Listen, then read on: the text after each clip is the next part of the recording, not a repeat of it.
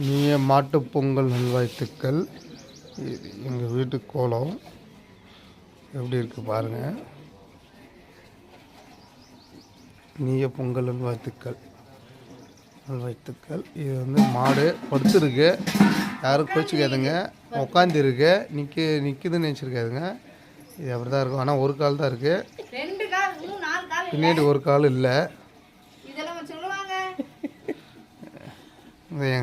எங்கள் சந்தியா எங்கள் வீட்டுக்கார அம்மா தான் கோலம் போட்டாங்க.